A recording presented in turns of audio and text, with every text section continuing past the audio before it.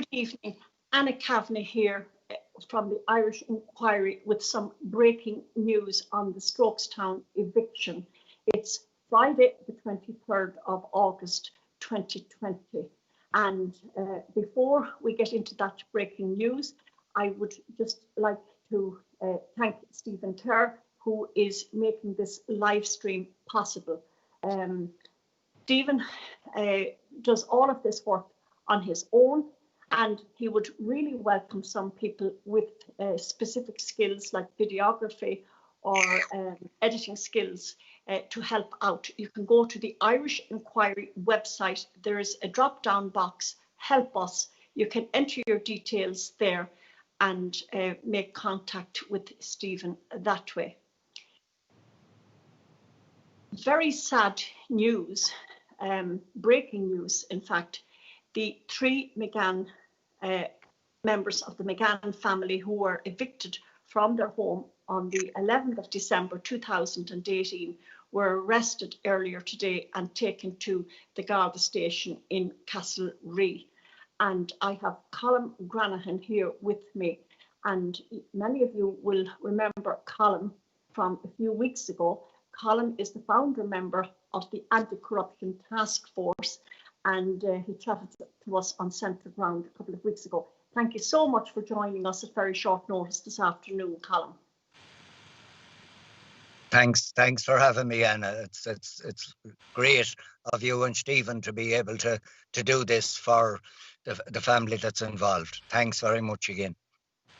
Yes, so before I get down to chat to you, Colm, I suppose we need to be reminded of just how brutal that eviction was on the 11th of December 2018, when men acting on behalf of agents for KBC Bank came down from Northern Ireland to help with evicting the family.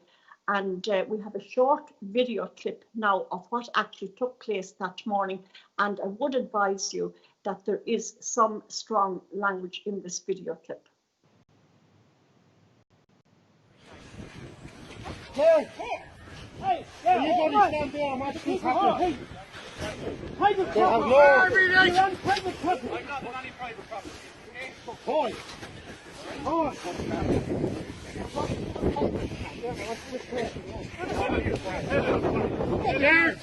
Do your job. He will be responsible. Give me a hand. That's one of your own. That's one of your fucking own. That's a disgrace. You should be fucking ashamed of yourselves.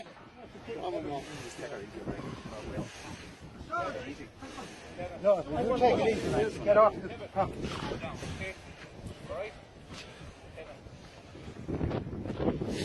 Next one, yeah. Bring Leonard Kenny. How can you arrest me? Bring Leonard How Kenny. can you arrest me? How can you arrest me? There's not a court order. There's not a court order. Hold. Why did they leave with you? Paul. Don't fight them, Paul. They're in the wrong, they know they're in the wrong. They're all on Facebook at the moment. Take that away. I won't take it away. Take it away. I won't take it away. Take that away. I won't take it away. Don't lay your hand on me. I'm not touching you. Don't lay your fucking hand on me. I'm not touching you. I'm not touching you. Yeah.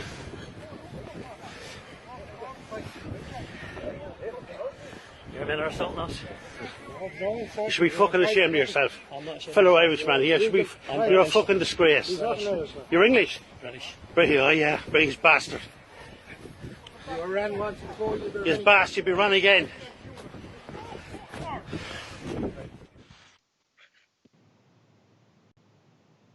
A short reminder of that brutal eviction in Strokestown on the 11th of December in 2018. And what the video fails to capture is what was happening inside. David McGann, the eldest of the McGanns, he had no hand actor part, never was a party to the loan with the KBC Bank. He is an elderly man. He's in very, very poor health. He was dragged out by his ears across the yard that morning and pegged out onto the middle of the road. His sister Geraldine takes care of him. And those of you who were following my posts in those days will know that I put up photographs of the injuries that David McGann sustained that day.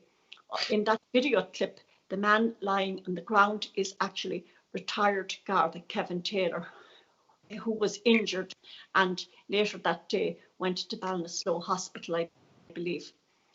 So, Colin, before we get to the events of today, maybe we'll begin with the lead-in to what happened today. So, you accompanied Anthony McGann on Wednesday to the court's office. Tell me about that, please. Yeah, well, Anthony had made numerous requests to all the agencies of the state involved. I won't name anyone, but just we have recordings of the conversations and everything, and recordings of the writings that was sent off to them for a request for the repossession order relied on and the execution order. Now, we have tried everywhere to get a copy of that. And on the court website, it says no judgment exists in this case. And on the other part, when you go back to the 1st of April this year, it said adjourned generally. That's what's on the court website. So everyone, including the media and all these agents of the state, states that there's a court order in existence. Now, everyone seems to have a copy of that, but Anthony McGann. So with all the failures through the courts, through their systems to get it, which says that we'll make a direct application. And I can read out the application to you and show you. This is a copy of it here. Okay, so... And will I read out what... We don't need to read out the whole details of it, but you can just tell me. This basically is a document requesting this information. So you went to the court, you went to yourself and Anthony McGann on Wednesday, gone by this week, went to the court's office to lodge a request for these documents. Exactly. Okay. Yes. And the court register, she stamped the application and she says, I'm not sure whether this should be in the district court or the circuit court. So she said, I'll find out, she said, and let you know, it might save you time. She was as helpful as she could be. But she went away and she made a phone call. She came back. She says, that's not going before any court. I have spoken to, I won't say who. Okay. And they have said that matter, that case is closed. There'll be no applications involved in it. Like, we have it on recording anyway, so it doesn't really matter. I'm not going to say their names. What I'm giving them a chance is to do the right thing. Okay. Yeah. So Anthony McGann was on his way to the court in Castlereagh this morning. He was being driven by Garda Kevin Taylor, retired Garda Kevin Taylor, I take it. Is that correct? That's correct, yes. So tell me now, tell me what you believe happened this morning on the way to Castlereagh to the court. Well, the information that I have received, and it's fairly well, anything I've heard from that man is the truth so far anyways. There was a checkpoint on the road.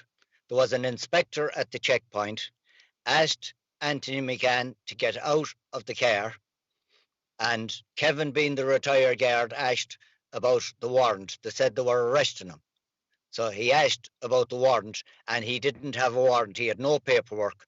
He just arrested him and took him in to the squad and off with him. So Kevin, being the gentleman he is, he said that to go home, David is not well, that he'd go home, and rather than them worrying in the house where David about Anthony, he'd go home and tell Geraldine and David at home. So when he got to the McGann home, they had been arrested as well, and the house was left opened. So that's where that went. They arrested the two of them, and David in such bad health, and they waited until 2 days after the COVID restrictions.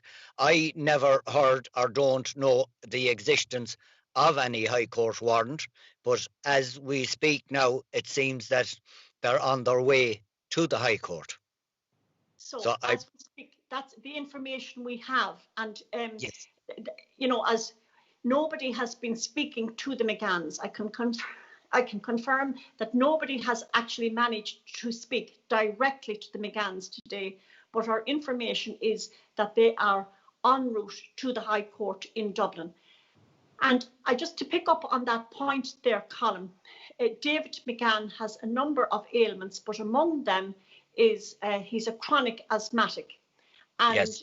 David sits on his chair by the stove. You'll see it in the photograph that I shared earlier in an earlier post. That's his chair. He sits there and he holds his inhaler in his hand.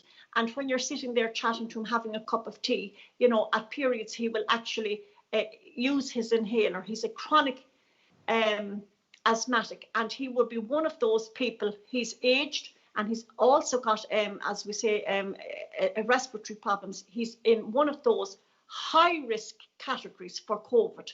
So it really is dreadful. The other thing is that on Wednesday, I do believe, the government passed a bill, but they rejected a proposal to stop evictions during the lockdown. So evictions were unlawful during the last lockdown, but now during this present current lockdown, evictions can go ahead. Yeah, well, you know, it's my experience from the court service and from dealing with them is that what they put out there in the media and what actually happens in the courthouses is two different things. And okay. You know, we'd be well and truly aware of that. Like, the other thing is that on that day, when we left the Roscommon courthouse, we went to the Garda station, myself and Anthony, both of us, and we went in and we talked to a please, now, Colin, can I tell you, we have to be so incredibly careful here, because all of this is going to go before a court at some stage, and we could prejudice the outcome of that court case. So we can, we have to be so incredibly careful. People think that they can say what they like on social media, but we can't actually. So, well, I won't name anyone, only we went to fulfill our duties as citizens of the state. And what I'm saying about that is that if there was a warrant out for Anthony, this was before the lockdown, this big, incredible lockdown. And if there was a warrant out for him, he was in the station. So what I'm saying is that it's because of this notice to get the copies of the documents Anthony required. He wasn't arrested that day. He wasn't told there was a warrant out for him. He wasn't told to present himself anywhere.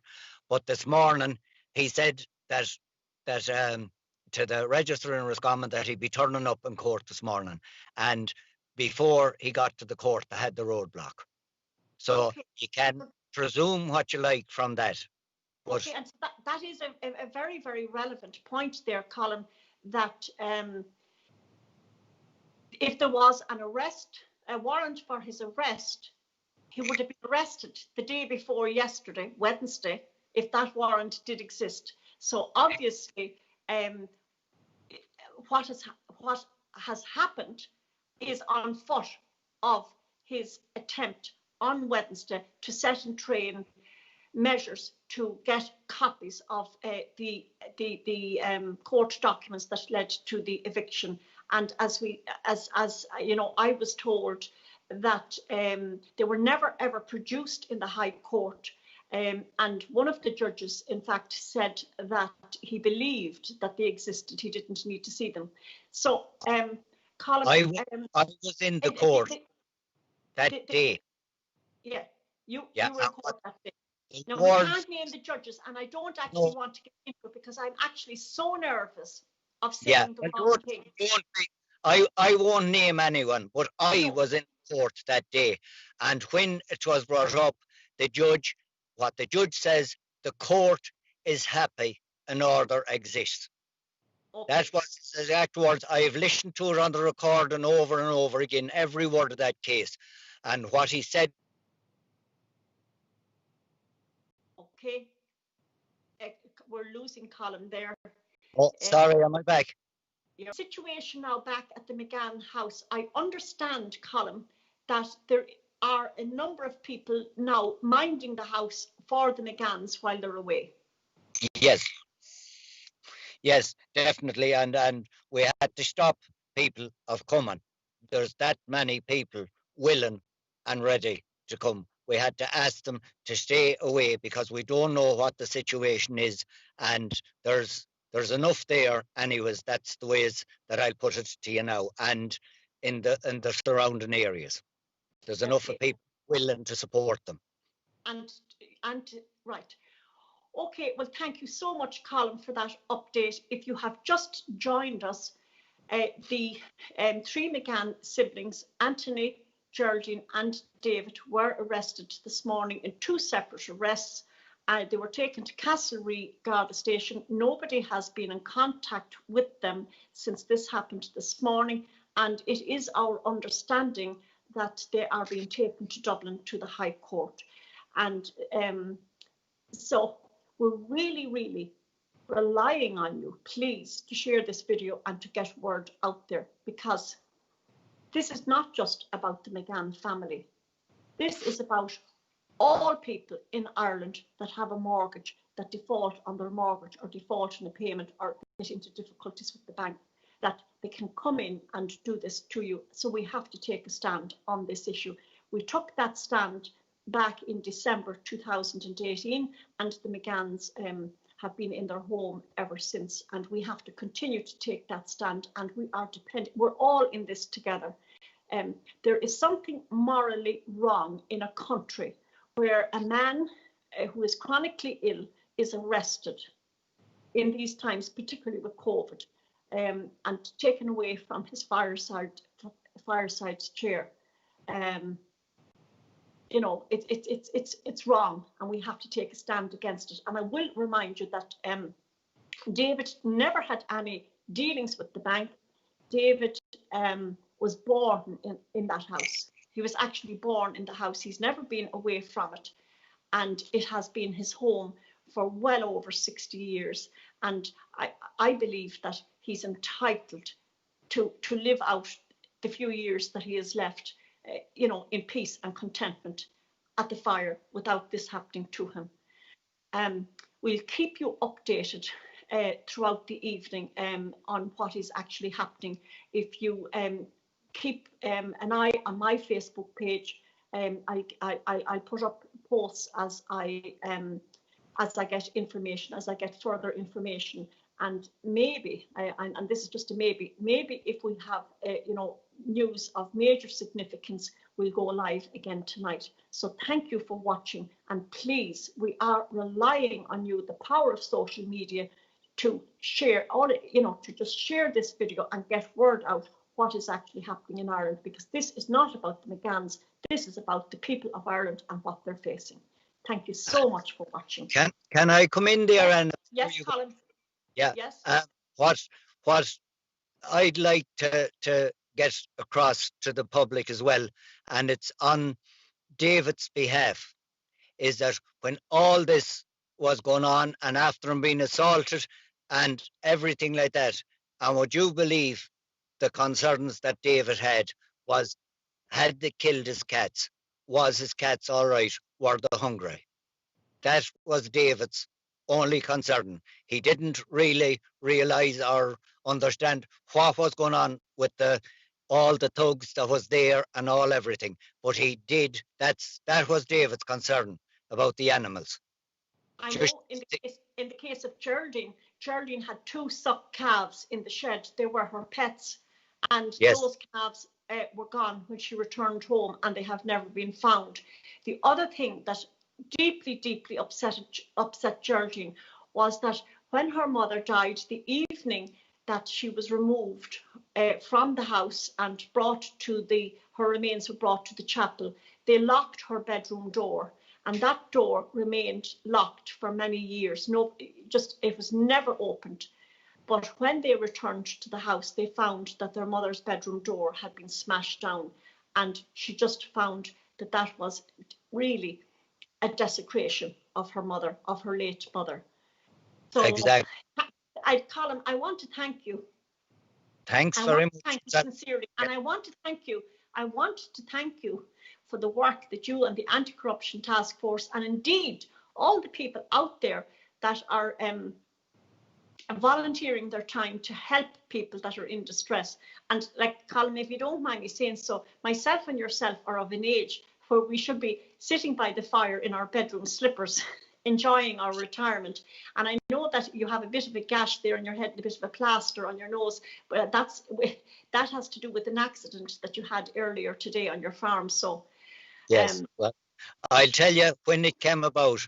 When I found, I had got the call that Anthony had been arrested, and I know that Anthony is all right. He's healthy and he's fresh enough.